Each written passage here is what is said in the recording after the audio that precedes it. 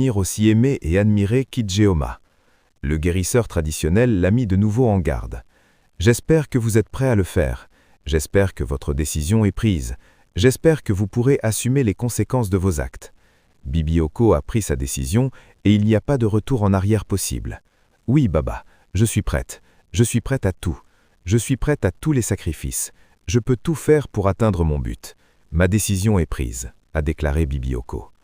Le guérisseur lui donna une petite fiole de potion, une poudre sucrée qui pouvait servir à empoisonner la nourriture. « Utilise-la avec précaution, dit-il. Une fois le mal fait, il est impossible de revenir en arrière. » Bibioko était heureuse. Elle prit le flacon, les mains tremblantes, et quitta la hutte du guérisseur. Sur le chemin du retour vers le village, une sombre pensée s'installa dans son esprit. Si Tchoukudi ne pouvait être à elle, personne ne l'aurait, pas même sa meilleure amie. Elle ne supportait pas l'idée de voir Ijeoma partir avec Tchoukudi, menant une vie qu'elle-même n'aurait jamais. Le jour du mariage, l'atmosphère était pesante. Dans une ambiance festive, les villageois s'étaient rassemblés pour célébrer l'union d'Ijeoma et Tchoukudi. Les rues étaient ornées de fleurs, de musique et de rires. Bibioko se tenait près de sa meilleure amie, arborant un sourire radieux, mais au fond d'elle, une tempête grondait. Alors que la cérémonie touchait à sa fin et que les invités commençaient à festoyer, Bibioko entrevit une opportunité.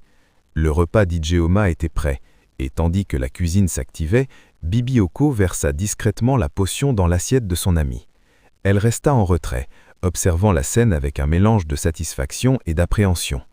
Peu après que le repas d'Ijeoma fut posé devant elle, le cœur de Bibioko se mit à battre la chamade. Ses paumes devinrent moites tandis qu'elle voyait Ijeoma sourire, ignorant tout de la substance mortelle dissimulée dans sa nourriture. Mais alors qu'Ijeoma s'apprêtait à prendre la nourriture, un événement étrange se produit. Un homme, un vieil ivrogne du village, tituba au milieu de l'assemblée, la laine chargée d'alcool. Il s'approcha de la nourriture en titubant, les yeux injectés de sang et le regard absent.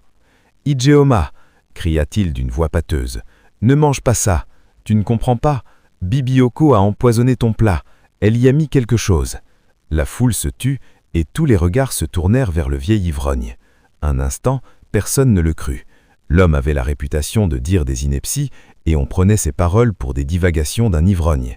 Mais l'ivrogne insistait, la voix tremblante d'urgence. « Sors, vieux bonarien, avant que je ne te fracasse la tête contre le mur. » « Comment peux-tu dire que j'ai empoisonné ma meilleure amie ?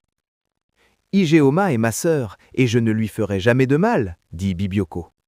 Mais l'ivrogne continua son accusation avec une telle certitude.